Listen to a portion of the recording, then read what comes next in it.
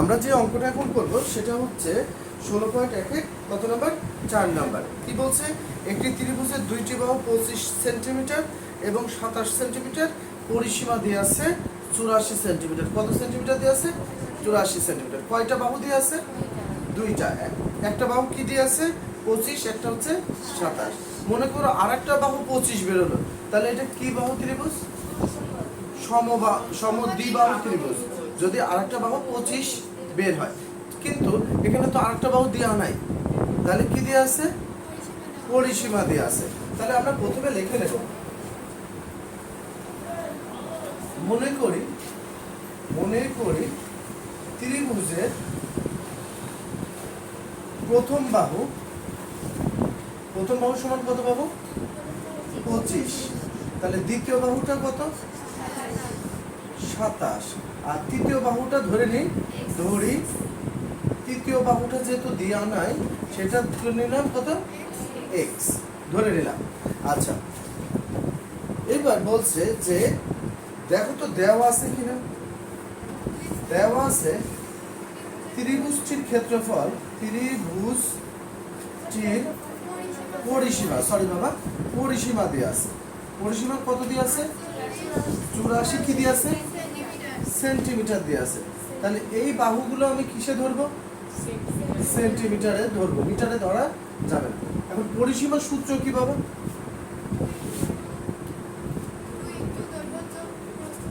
না, 2 ইন্টু দৈর্ঘ্য যোগ প্রস্থ, এটা আয়তকার ক্ষেত্রে, বর্গাকার ক্ষেত্রে। কিন্তু এখানে পরিসীমার সূত্র হবে 3 বাহুর কি সমষ্টি বা যোগফল। তাহলে তিনটা বাহু কে কে? 25 যোগ 27 যোগ কত? x ইকুয়াল টু কত? 84। তাহলে x ইকুয়াল টু এই দুটো যোগ করে ওই পাশে ট্রান্সফার করে দিই। 84 25 আর 27 যোগ করো তো কত আসে? 52 52 মাইনাস 52 বা x ইকুয়াল টু 84 থেকে কত? 32। তাহলে তৃতীয় বাহুটা কত বেরোলো? তাহলে তিন বাহুকে মিল আছে। তিন বাহু যদি মিল না থাকে তাহলে কি ত্রিভুজ? তাহলে আমরা কি লিখতে পারি? অতএব বাহু ভেদে ত্রিভুজটি একটি বিষম বাহু ত্রিভুজ। আচ্ছা নূপুর, চাওয়া কি বলতো? কিসের ক্ষেত্রফল? কোন ত্রিভুজের ক্ষেত্রফল? ত্রিভুজটা কি ত্রিভুজ? বিষমবাহু ত্রিভুজ। তাহলে বিষমবাহু ত্রিভুজের ক্ষেত্রফল নির্ণয় করতে গেলে তোমাদের প্রথমে যে সূত্রটা জানতে হবে। সূত্রটা কি? আমি এখানে একটু সূত্রটা লিখে নিই। √s মাইনাস প্রথম বাহু s মাইনাস দ্বিতীয় বাহু s মাইনাস তৃতীয় বাহু। এখন তুমি আমাকে জিজ্ঞাসা করতে পারো, স্যার s কি? sটা হচ্ছে অর্ধ পরিসীমা। এসটা কি বাবা? অর্ধ পরিসীমা। তাহলে আমার প্রথম বাহু আছে, বলো তো প্রথম বাহু কত? দ্বিতীয় বাহু? তৃতীয় বাহু? অর্থাৎ পরিসীমার সাথে আমাকে এই বাহুগুলো বিয়োগ করে রুট করলে অ্যান্সারটা চলে আসবে, মানে আমার যে ক্ষেত্রফল চাওয়া সেটা আসবে। তাহলে আমাকে প্রথমে অর্ধ পরিসীমা, অতএব অর্ধ পরিসীমাকে আমরা কি দ্বারা প্রকাশ করি? এস। পরিসীমা কত দিয়ে আছে? 84। 84কে কত দিয়ে ভাগ করলে? তাহলে 84কে 2 দিয়ে ভাগ করলে কত? 42।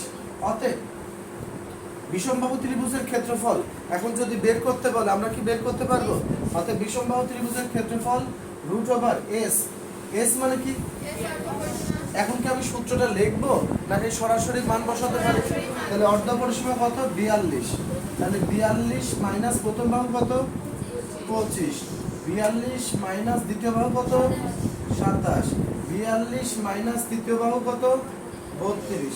তাহলে এইটাকে যদি এখন আমরা ক্যালকুলেশন করি, আমরা কি অঙ্কটা করতে পারবো? তোমরা কি বুঝতে পেরেছো? তাহলে কি দেয়া ছিল? প্রথমে দুইটা বাহু দেয়া ছিল, আর কি দেয়া ছিল? পরিসীমা। তিনটা বাহু তো দেয়া নাই। আগে আমি দেখে নিলাম ত্রিভুজটা কি ত্রিভুজ। তাহলে দেখলাম যখন তৃতীয় বাহুটা মিললো না অপর দুই বাহুর সাথে, তাহলে ত্রিভুজটা কি ত্রিভুজে পরিণত হলো? বিষমবাহু ত্রিভুজে পরিণত হলো।